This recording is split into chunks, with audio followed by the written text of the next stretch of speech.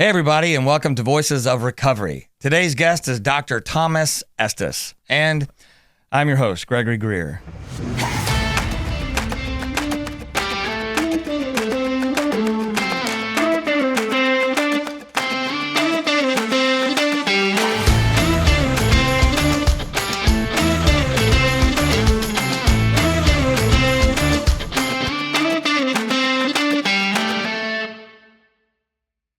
Today's guest, everybody, is a very special dear friend of mine and somebody I'd like to introduce as Dr. Thomas Estis. He has a PhD in social work. He's an LMFT, an LPC, and an LAC. He began his career at Palmetto Addiction Recovery Center. No, before that, actually. Oh, before that? 1991. I've been doing this for 34 years. I started at Palmetto in 1996 when they had 5 patients. You going to let me try to introduce you or what? I'm sorry. Just trying to help you out. No, I did it wrong. I did it wrong. Shame. That's all right. Bad grade. We don't have it exactly here, man. We're communicating here. We're counselors. We do this all the time. So working at Palmetto Addiction Recovery Center, the longest for 14 years. Developing Woodlake Addiction Recovery Center down in Baton Rouge for a number of years after that, creating his own intensive outpatient program for a number of years named Aimwell, and now returning correctly back to Palmetto Addiction Recovery Center. Some might say one's roots, if you will. And so that way I just say, welcome, Tommy. I'm stoked to have you, my man. I appreciate you for having me here, Gregory. Thank you very much. It's good to be here with you. We go back a long ways. We've always had fun together. Even though it was work, we still had fun communicating with our clients and with each other. So when something fits like a glove, it's like going home. And so it's never really, it's work, but it's not work. Right. So here's the deal. Okay.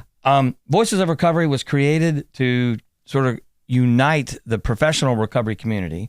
You've worked in the professional recovery community in many ways, even with LAC, Louisiana Association of Substance Abuse Counselors and Trainers, and further, many more, which I'm happy for you to elaborate. Okay. So we try to, unify the professional recovery community and the demographic or the population we serve. Right. So that's our journey. So it's service, and how does it serve us? And then I think, what's been my journey? How did I get there? And what have been the hard parts of my journey, and what have been the amazing blessings that I recognize, even the moments that were the most difficult. Basically, that's the purpose. That's the purpose of this altogether. If there's anything that, since I, in trying to introduce you there, that you would like others to know, because you started before Palmetto, but if there's something you would like to share about yourself. As far as development is, I'm an adult child of an alcoholic. I'm actually an adult child of a dead alcoholic. My father drank himself to death when he was 39 years of age. I was 17 years old. My initial baptism in the consequence of alcoholism started before I turned 4, way back like September of 1958. I would turn 4 in November. And my father got shot down in the front yard. And we didn't have lawns then. That's where we got cultured, got lawns. And so it was right in the front yard, and I was there. And it's upon my brain, just like a Kodak moment. I can remember it very, very, very easily. And another gentleman got in an alcoholic fight. And so he came back in the house intoxicated. And it's important to remember, children cannot take flight and children can't fight. And so whatever emotions are going on in the home, children are going to internalize those emotions. And what was your emotion? My emotion, it gets to be beyond trauma into terror. My insights were reverberating, and I was going there. He comes into the house, and he said, "I'm going to kill the SOB." And he's looking around for a rifle, shells to a small caliber rifle, and he can't find any. And yet, if you're around any alcoholic and addicts, when you get this mindset they're going to do something, even when it doesn't make sense, they do this. And so he takes off back out of the house with an empty rifle, and the man standing out there with a 12-gauge shotgun loaded.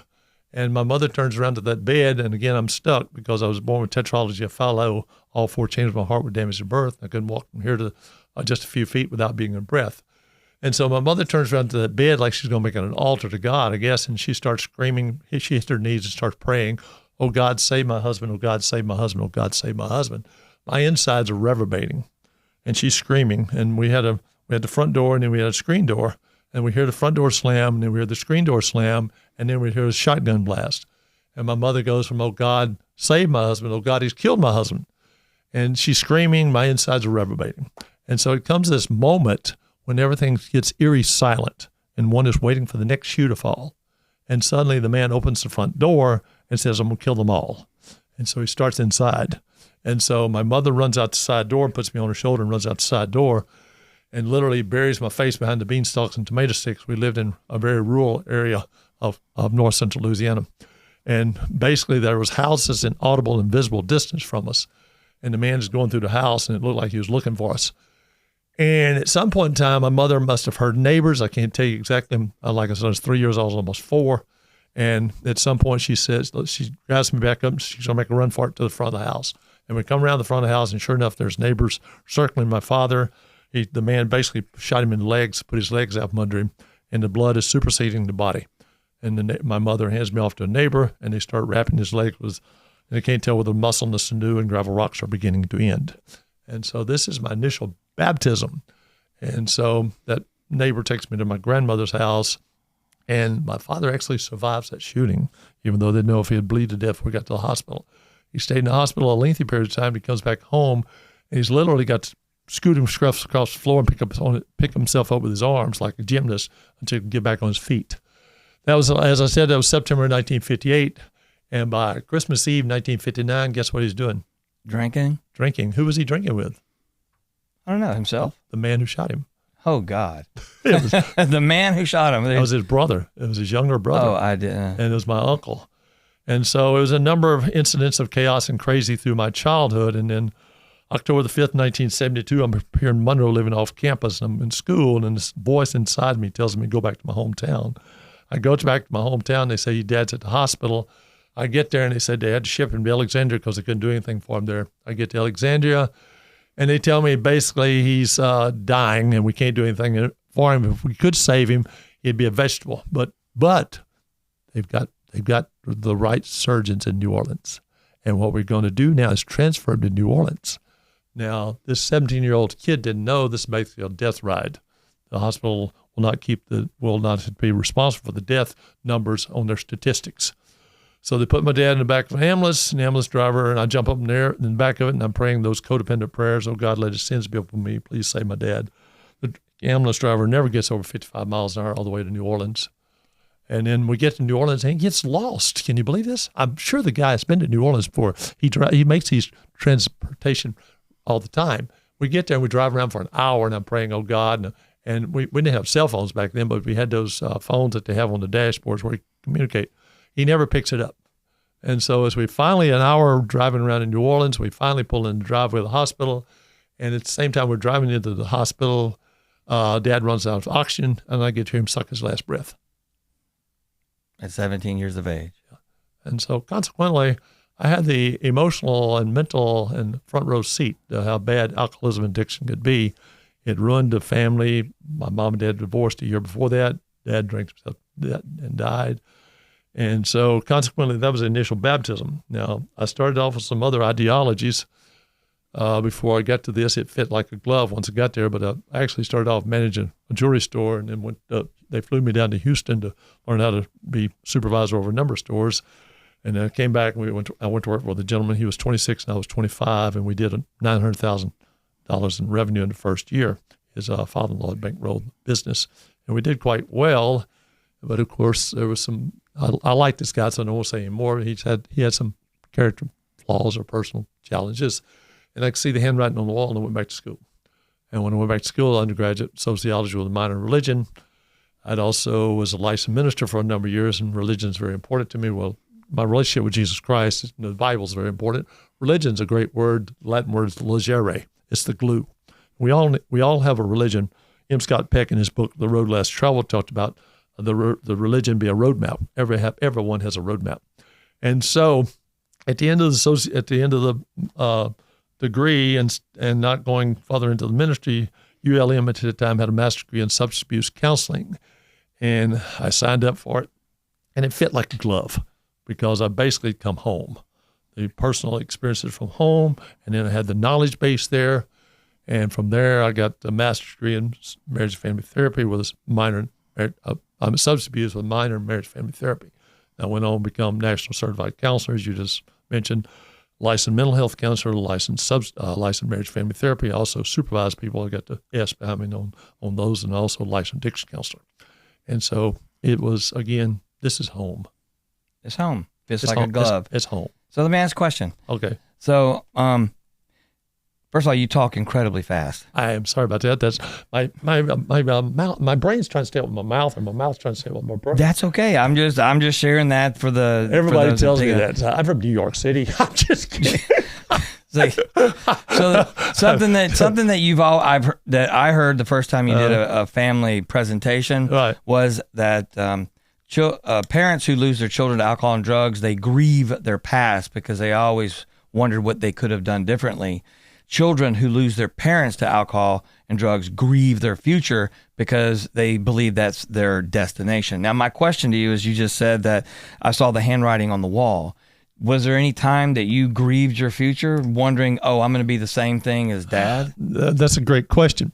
And sometimes, not many times, come to the conclusion, panic attacks. Most children of alcoholic addicts wind up in therapy or in the counselor's office in their late 20s or early 30s. Guess who wound up there? Me. Cha-ching. Cha-ching. And so I wound up at the doctor's office, actually going to the doctor's because I started having panic attacks, couldn't understand them. Let me give you the definition of panic attacks. It's when the future is fearful and the past has been regretful or fearful, and the two are colliding. And here comes this internalization of anxiety, and it manifests itself in panic attacks. Now, because I was born with tetralogy fallow and have a heart murmur, and these persons that I went to see locally had never seen a congenital heart problem, they began to work on my murmur, and they were going to get it fixed. And they started feeding me lots of medicine. And they told me I was in congestive heart failure in my late 20s, early 30s, and I couldn't expect to live to see my 40th birthday. And yet, here you are today. And so I went up at Tulane, and the guy down there did total physical on me and said, here, start exercising regularly, get off salt, get off sugar. And sure enough, glory to God, here I'm 70 years of age. But if I'd listened to the locals here, I'd never seen this, it wouldn't happen. So you said an interesting word a while ago, purpose. Mm-hmm. Very interesting word. And so there is a purpose to be lived. And so we all need to find that purpose. And sometimes it comes through finding what doesn't work. As I said, I worked in the jewelry industry for a number of years. I was a licensed minister for 14 years. I worked in about the same time. 14 seems to be my number. I hear it. And so 14 years with Palmetto the first time, 14 years licensed minister, and 14 years was a licensed as a mental counselor, not a counselor, minister.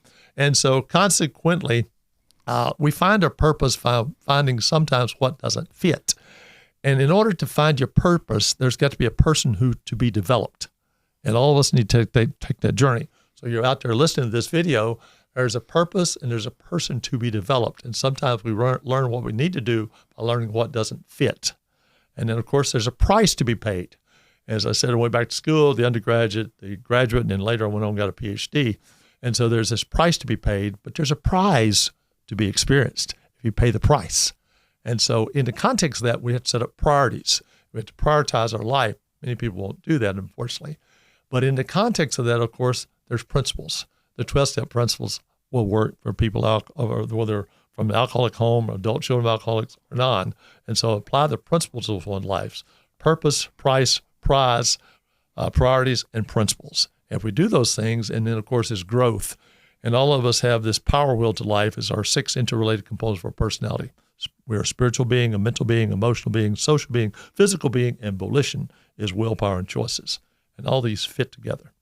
And so consequently, going into the context of what Gregory here talked about as far as the spiritual component, if one takes the Word of God in St. John, in the beginning was the Word was with God, the Word was God, and everything was created by the Word. If one actually studies that word in Greek, it means rational principle. And so in AA, we sometimes call God good orderly direction. I'd go past that and call him great orderly direction, because as I just gave you the definition, God is a rational principle. And many times the alcoholic addicts have to come to a place: step 1, the problem; step 2 is the solution; step 3, making the decision to combine the solution with the problem. And then they get into the good orderly direction for their life, and recovery begins. So because you brought up the spiritual component, right. I have another question to go back. But the spiritual component, I've heard that the 12 steps brought by the Oxford group, right, actually represents and is from the Beatitudes. True.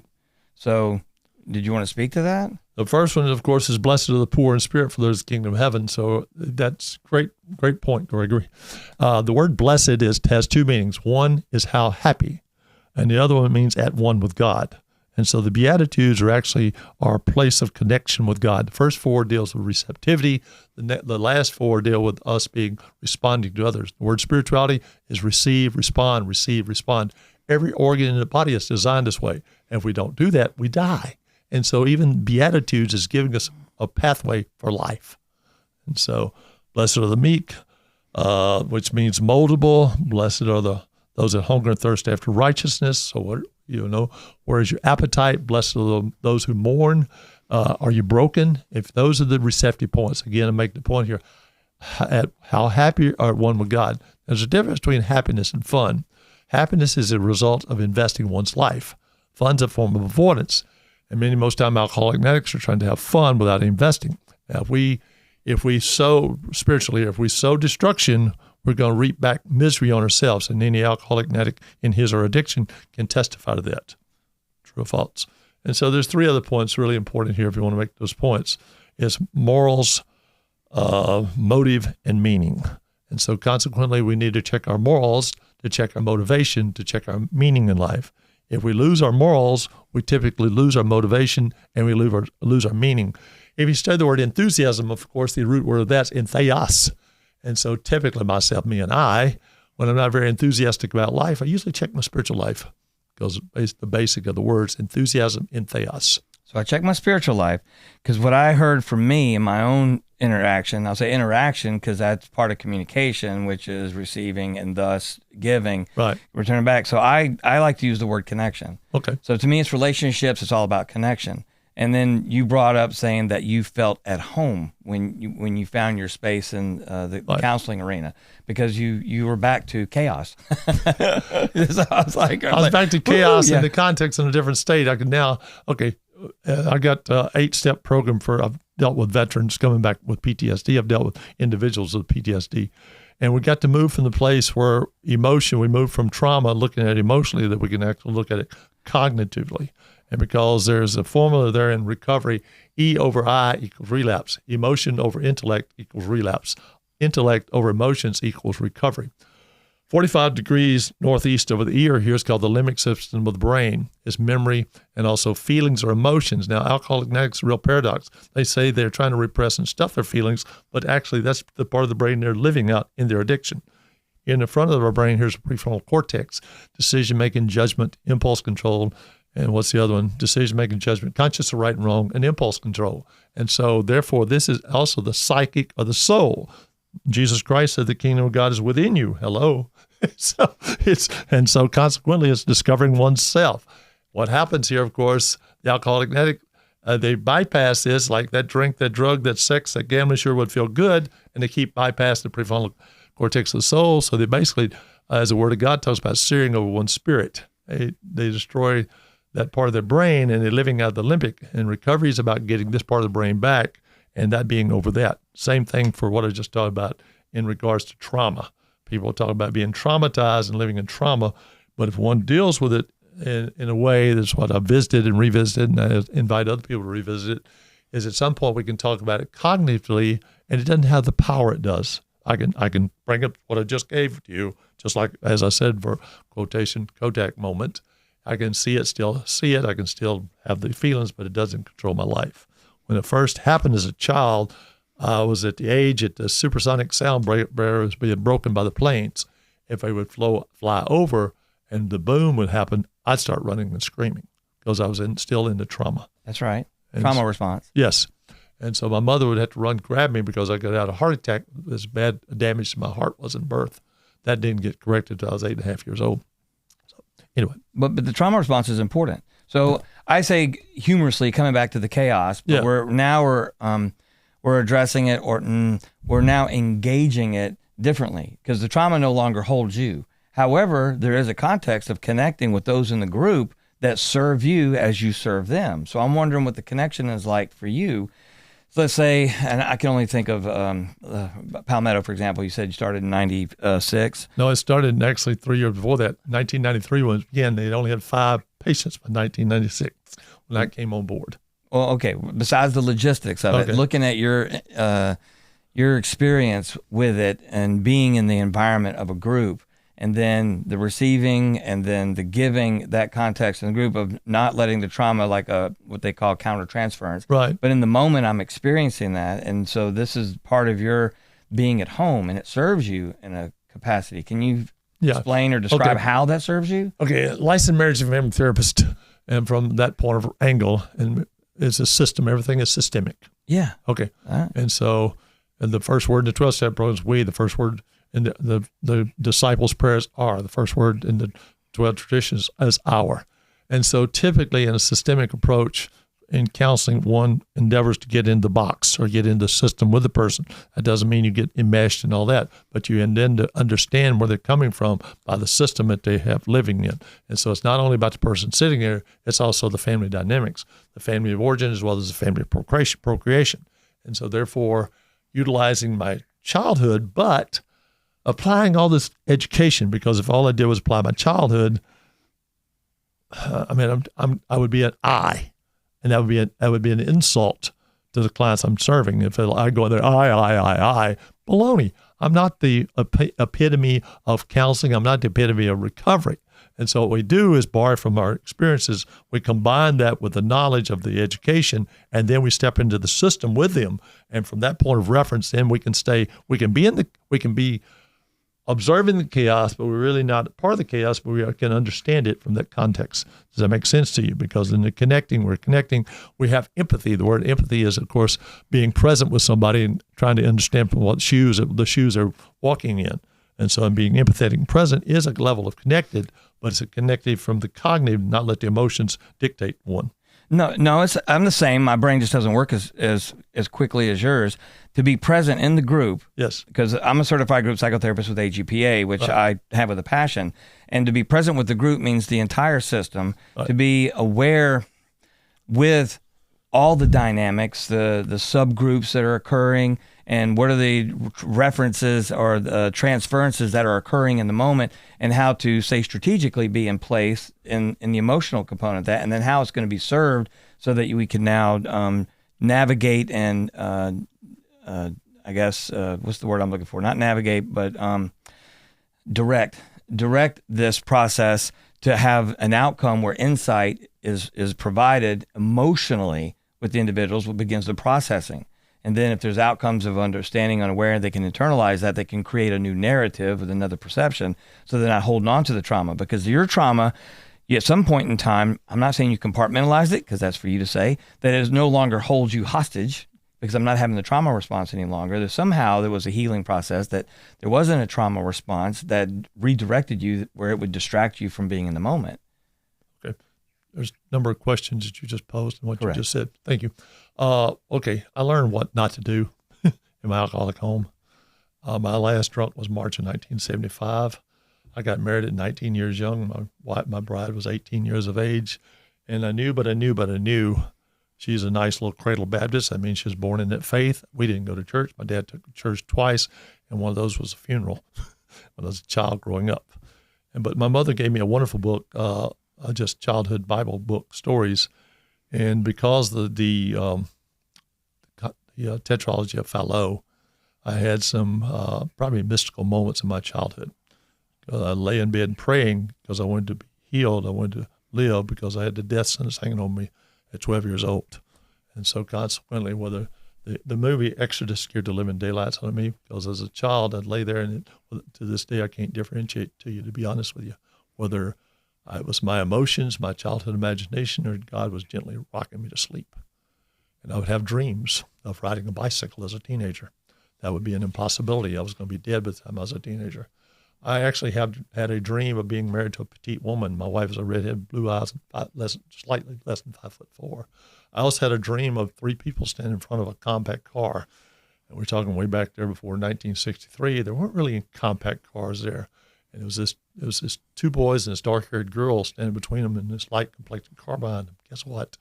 Later in life, I had a redheaded son. I had a blonde-headed son. The blonde-headed son married a young Asian girl from Vietnam. Her parents came over from Vietnam.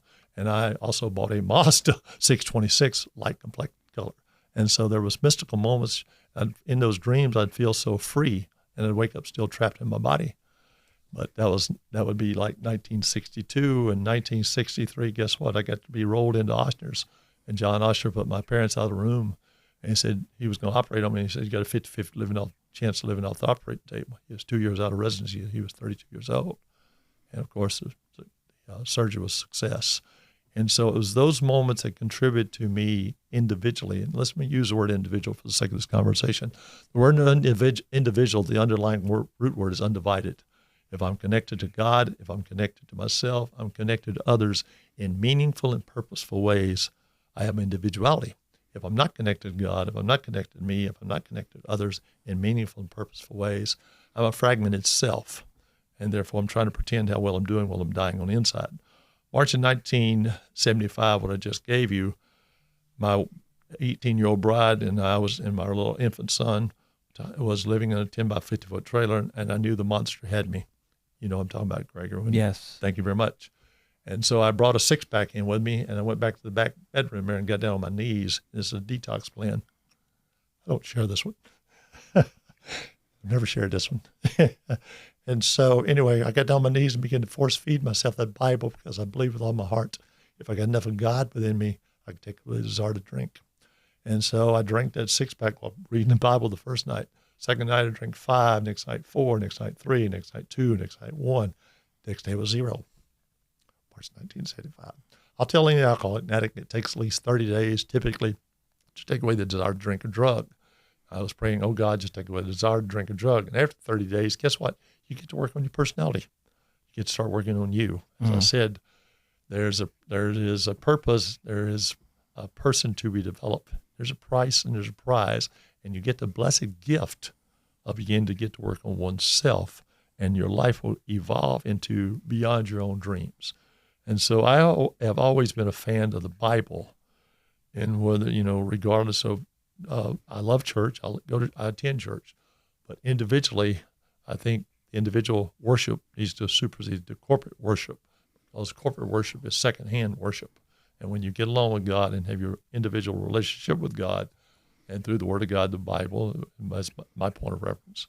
The Word of God, of course, speaks to one, as well as the Holy Spirit confirms the Word of God and baptizes all to one's heart.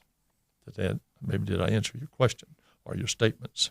Yeah, because I was looking, one, I heard a spiritual awakening. At least that's my interpretation. Again, as you say, I reserve the right to be wrong. No, it started way back there with spiritual. God himself, in my opinion, gave me, it's like when a baby, to teach it how to suck the bottle, you appetize it just a little bit, you put some wet its tongue.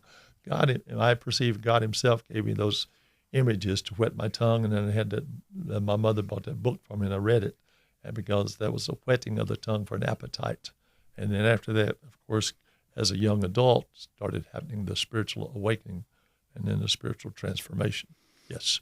But the gifts I hear, the mysticism from the dream state or theta that retain and then recognize paying attention, because you do pay attention, the hypersensitivity based on the traumas that occur created. The gifts came from the trauma, and thus it continued to connect the dots, available to connect those dots. That to me speaks volumes. I'm loving it, because I share with you me studying the quantum metaphysics, and then I guess there's a few other gurus out there that talk about meditation, and they, when they meditate and pray, they talk about looking up here at this for it to be able to connect, and so they're able to.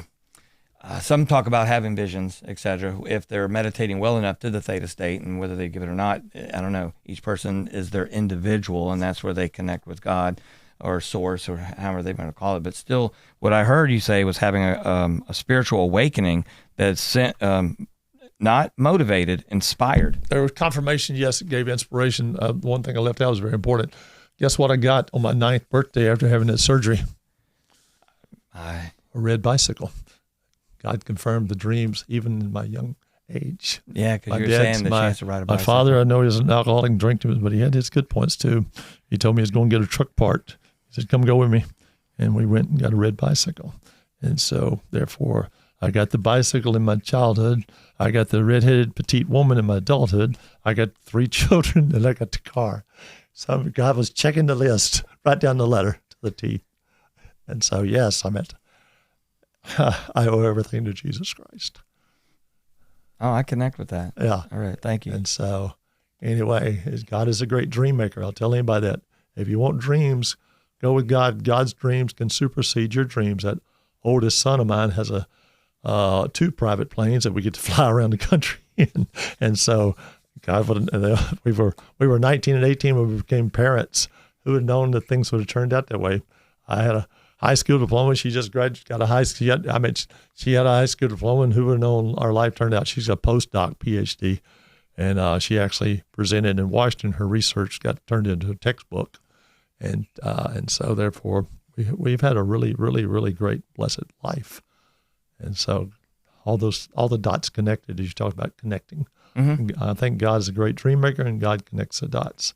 So to inspire, I'd like to help share some of your story. One, I want, what kind of time we got? We don't. Okay, so first of all, your wife and yourself, that many people may or may not know, that you guys obtained your PhDs at the same time. Yes. In fact, I recall y'all sat next to each other, obviously Estis and Estis, right? Yeah, to receive. Yes. And I just thought, what a beautiful thing, what an amazing experience to have. Right. Part of, and how old were you?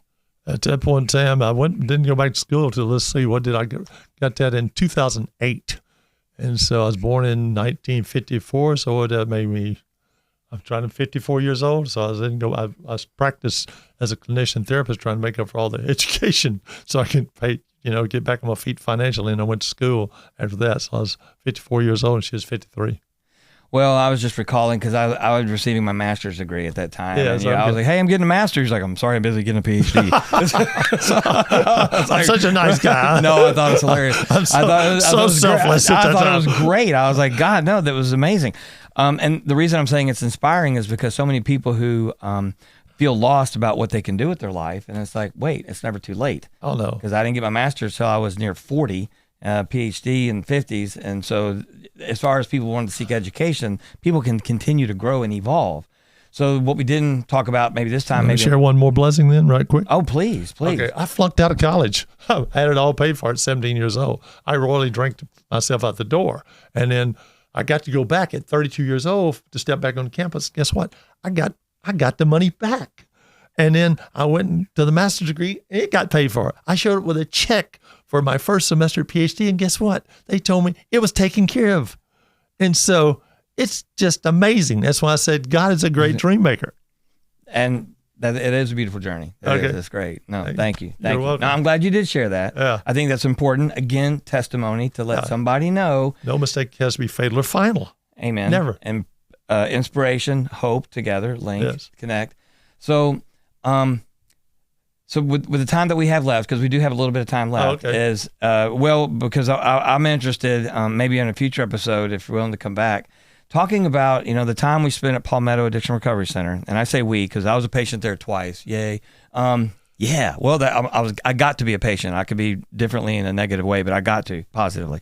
That the time as a counselor, the journey that we have to evolve, continue to redefine ourselves professionally too, as far as that environment, and then continuing to grow. What do I experience in my life? Lessons that I have, blessings and the lessons that occurred during that time, because I think that would be just as important or impactful to share for those that, because many in the audience that watch this are CITs, and they're wondering what direction they're going to go, and they're checking it out, and it's inspirational. So I think that would be a really great tale in the future if come back and talk about those experiences equally. Okay. Because as a clinician too, what are the experiences? Because like when Sean Bryan was here, we talked about countertransference, and I've had Sean Eves, and what is it like to be in the group setting, to give case examples, if you will, of this happened and this was the outcome based upon these interventions, et cetera. And I say that kind of like Irvin Yalom, he'll share it, and you've read his books. And so similarly, it's like, wow, so this case happened to me, and this is what I experienced, because I love it when a clinician will share their feelings about what they were experiencing in the moment versus the academic of what's going on intellectually. Wait a minute, you have feelings while this is going on too. So they don't share that in the group. Sometimes some may from an Irvin Yalom's perspective, and others won't, just from the sake of, so how does that feel? I believe that that's powerful stuff for grooming new counselors to come in to be aware, because it's all about self-care. And if they're not aware of themselves, one, a counselor can't take anybody no deeper than they've gone themselves. And if they are not willing to explore themselves, they can't help somebody else. Or at least that's my take on it. So that's one of the things I thoroughly appreciate. And before I ask another couple of questions, I do want to reach out because Palmetto Addiction Recovery Center is our sponsor, and I want to put out there, I worked at Palmetto for 7 years, as well as being a patient twice. So what's that commercial? I'm not a doctor, but I play one on TV. But I was an alcoholic, not playing one on TV. But Palmetto Addiction Recovery Center has 100 beds. It's in Rayville, Louisiana. It is a long-term treatment program, and if anybody's out needing help, you can dial 318-728-2970. Reach out to Palmetto Addiction Recovery Center. Thomas Estis has been there for a number of years, can speak valiantly about the efforts and what's put into it. I think he was also in charge of the family program at one time, a clinical director at one time. So there is a wealth of knowledge with this gentleman right here. So Palmetto Addiction Recovery Center, I want to thank you for sponsoring this episode and allowing us to be able to carry the message to the population we serve and those that we work together with. So with the time we have left, Dad, I'm such a chameleon. You notice I normally don't speak this fast, but now that you're speaking, I'm trying to match your speaking. And so that's what I do. I just want to match whoever's with the guest that's here. I don't it's like, wow. So what's my own identity? What's my personality? Do I have mine, or do I have to match the person I'm with? Well, maybe from counseling, but as a therapist, clinician, counselor, I use 3 different license boards I answer to. I'm still a student, regardless. I have a PhD. Whoopie-doo. I'm a student. Perpetual student. I'm a perpetual student. Amen. And I learn every time I'm sitting in a group. I'm learning something. I'm sitting with an individual or a couple. I want to keep that open mind where I'm constantly learning. I mean, how honesty, open mind is willing, how the program works. It also works for counseling. Keeping honesty, oneself, integrity of oneself, what one is doing, open-mindedness where this is going, and willing to learn from it, and then turn back around and apply that to the couple or group or individual sitting in front of you. It's a great experience to learn all the time. It's like the childlikeness. One keeps the anticipation every day to go to work. It is a learning, and I agree with the perpetual student. I like to tell myself I know nothing often, as far as so that I don't believe that I'm going to tell you what you have to, because I don't know. There may be some other variables that I'm not aware of, in which case I'm going to be going in a different direction. Despite it almost being so pattern organized, and I'll share a quick story. I'm at a conference in New Orleans with a colleague, and he's an LMFT. He's 87 years old. Wow! And he wobbles up in there. He pops in. He goes, all right, and he pops in his AirPods or his ear thing. And he's all right. So we get going. So my colleague from LSU asks a question because she's curious about this, and before she even finished the scenario, he looked at her and he goes, so when did your parents get divorced? How old were you? And she looked at me and she goes, how does he know that? And I'm sitting here because I've been patient now 3 times. And I said, it's a pattern. And she has an LCSW, an MBA, and she was just befuddled at how this man, I said, he's been doing this for a number of years. There were terms, there were words, there were body language that you used that demonstrated something that he's seen for the last 50 years that says this has happened before. And when you have enough case vignettes, it's like that you've experienced. It's a question that you can ask based on the confidence of having more than 100 to say that this has demonstrated that pattern. So there's a wealth of patterns, yet I don't know everything. Would that be It's an intuition that starts happening, as you talked about a while ago.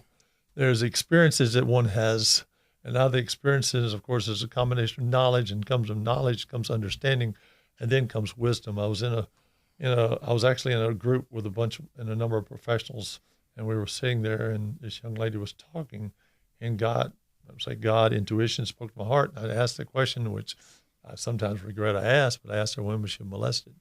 And sure enough, she started breaking down and she started squalling. And sure enough, she got the chance to talk about it. And so it was one of those moments that people will stand there. One of the people was like, I want to go and hug her and cry with her. And so, but she needed the dam to break. And so the dam began to break, and she began to process this stuff with a bunch of other professionals that would have empathy and understanding and she didn't have to. I don't know who she went to before, and I don't know. I just met the young lady, and suddenly, literally, it's like I asked the question because there's something spoken in the heart, and this is things that happen out of experience, out of knowledge. A combination of experience and knowledge leads to wisdom, and then there comes the intuition in one's own heart and soul.